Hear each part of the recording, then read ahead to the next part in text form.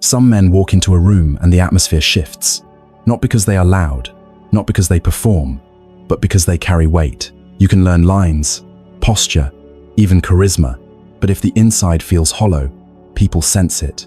Real confidence is not a costume you put on. It is an internal reading of your own strength, your energy, your value, the quiet certainty that you can handle what happens next. When that inner reading is low, you look for permission through approval, attention, and constant reassurance. When it is high, your presence stabilizes. This is why semen retention keeps showing up in these conversations. Across the retention community, the same pattern is reported. When a man holds his seed for longer periods, he often feels more charged, more grounded, more self-respecting. And as that inner sense of power rises, behavior changes, eye contact changes, decisions sharpen, and social magnetism follows. Confidence, at its core, is not the story you tell yourself in the mirror. It is the baseline signal your nervous system sends when you step forward and think, I have the capacity to deal with this. I can take a hit and still stand. I do not need to bargain for my right to be here. That signal is built from evidence. The man who has competence, status, money, skill, a strong body, or an attractive appearance has collected proof that the world responds to him. He has watched doors open, watched people listen, watched problems bend. Over time, the body learns calm. The mind becomes less reactive. His choices get cleaner, and the cleanliness of those choices creates even more respect. We like to say we should not judge by appearances, and on the moral level that matters. But the brain is not a philosopher. It is a prediction machine, designed for speed. In a fraction of a second, it scans posture, movement, voice, eye contact, physical condition, and the degree of agency in a person. It is asking primitive questions. Is this man a threat? Is he stable? Is he someone I can trust, follow, or ignore? These are not conscious decisions, yet they shape the room. This is why confidence often looks like an advantage, reserved for the already blessed. The man with energy in his body and certainty in his frame is treated as someone with options. The man who seems depleted is tested, interrupted, discounted, sometimes without anyone intending harm. Notice what happens in dating, in interviews, in simple conversations with strangers. The man who carries vitality gets more patience. He is given the benefit of the doubt. Vitality and status are evolutionary shorthand for resources and protection, so people lean toward them before any rational argument starts. And then, the social layer reinforces it. When people respond well to you, you stand taller without trying. When they dismiss you, you start negotiating with yourself. You soften your voice. You over-explain. You reach for approval. Confidence drops, not because you became less worthy, but because your inner reading of power got trained downward by repeated experiences. That is the real point. Confidence is largely internal, but it is not imaginary. It is a felt measure of capacity. So if a practice can raise your baseline energy and strengthen your sense of self-control, it can shift that internal reading. Semen retention is framed by many men as exactly that kind of lever, not a magic ritual, but a discipline that changes what you feel about your own strength. When thousands of men describe similar shifts after the same practice, you do not have to worship it, but you also do not get to dismiss it as coincidence. Patterns deserve analysis. In retention circles, the reports tend to cluster around a specific kind of change, not just mood, but how a man carries himself and how the world responds. The first thing many mention is a quieter confidence.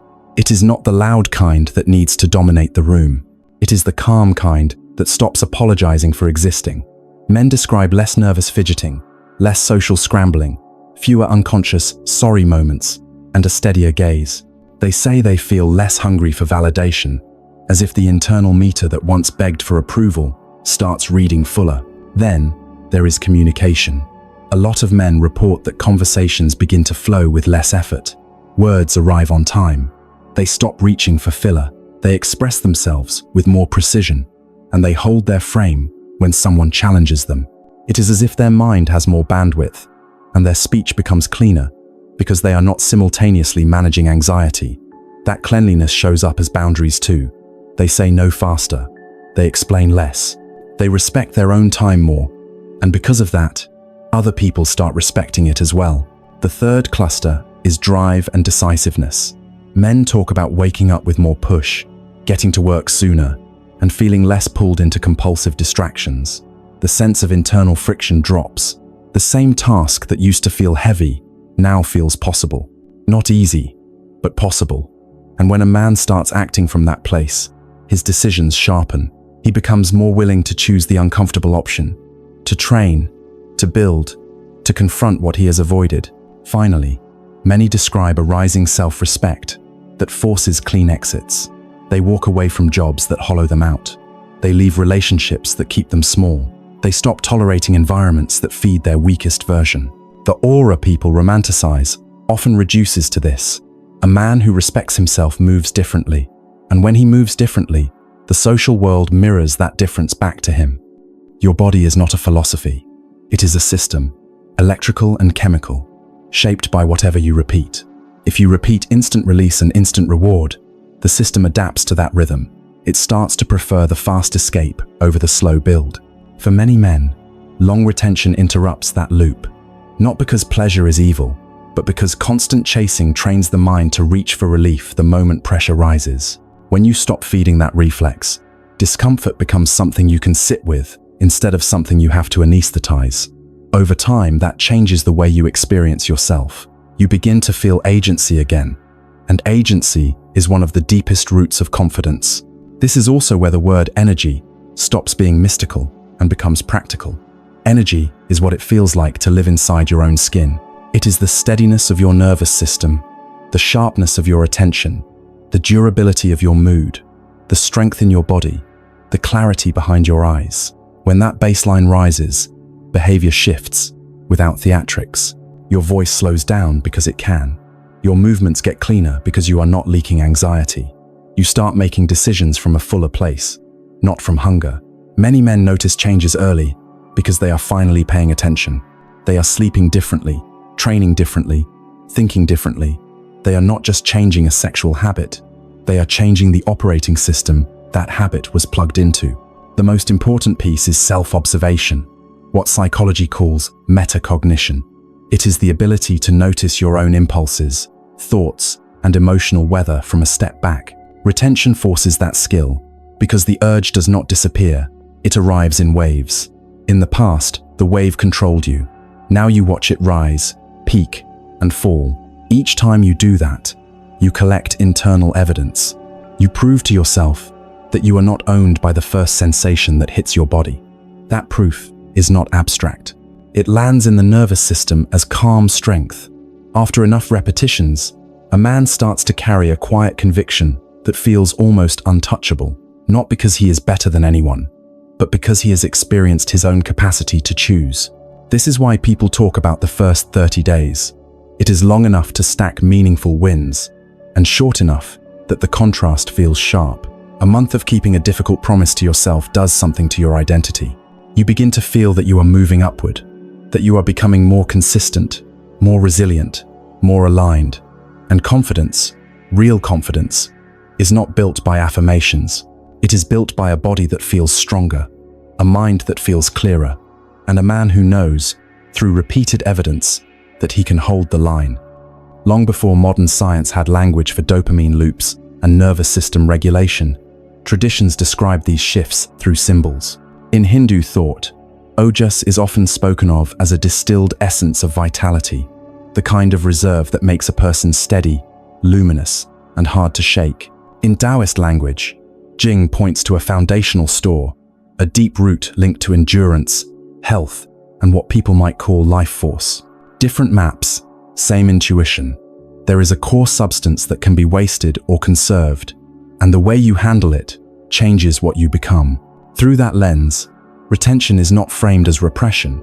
It is framed as reducing leakage, so the system can redirect resources into repair, growth, and clarity. The claim is simple in spirit, even if the vocabulary sounds ancient. When you stop draining yourself, you start building yourself.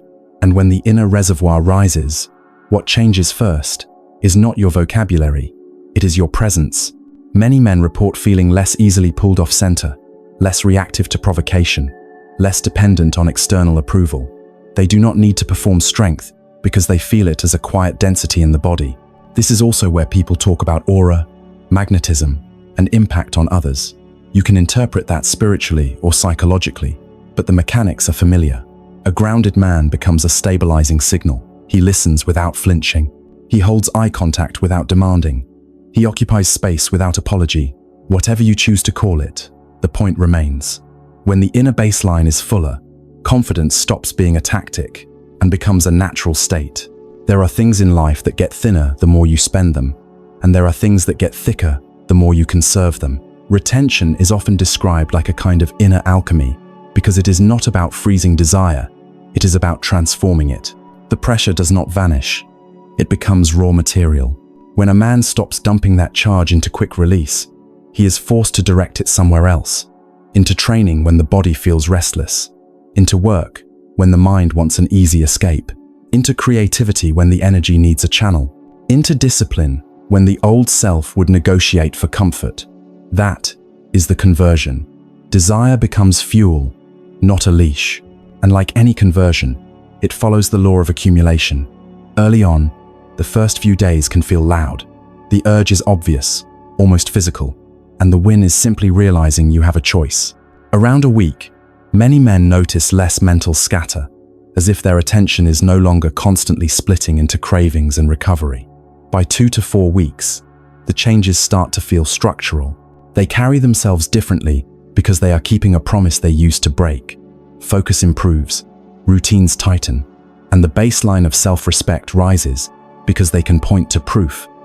Over longer stretches, 60 to 90 days, the practice can stop feeling like a challenge and start feeling like a standard. The new state becomes normal. This is where confidence quietly appears as a side effect, not as hype, but as density. The body looks more awake, the voice steadier, the gaze more direct. People often call that magnetism, but it is really the way the system signals strength when it is no longer bleeding energy.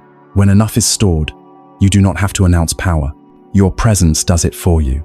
Once that inner baseline rises, the outside world starts to respond, and that response hardens confidence into something durable. It becomes a feedback loop. More energy means you show up sharper, you do better work, you speak with more certainty, you hesitate less. People notice competence, and they reward it with attention, opportunities, and respect. That reinforcement then makes your nervous system even calmer the next time you step into a room, because now you have external evidence matching the internal shift. A second loop forms through boundaries. When you are grounded, you say no without hostility and yes without resentment. You stop over-explaining. You stop auditioning for approval. Strangely, that simplicity makes others treat you as higher value, not because you demand it, but because your behavior signals options. And under all of it is the same common denominator: vitality, fitness, a well-kept appearance, stable posture, clear eyes, a steady voice. These are all languages of energy. When your baseline is higher, you do not need to perform confidence. You simply arrive, and people feel it. With more life force in the tank, the filter you see life through changes. Hard tasks stop looking like walls and start looking like tests. Rejection stops feeling like humiliation and starts feeling like information. Even solitude stops feeling empty and starts feeling like a training room for will. You feel stronger, so you act stronger. You act stronger, so results appear. And once results stack, confidence is no longer a fragile mood you try to protect. It becomes a stable signal in your eyes, because you know what you can hold.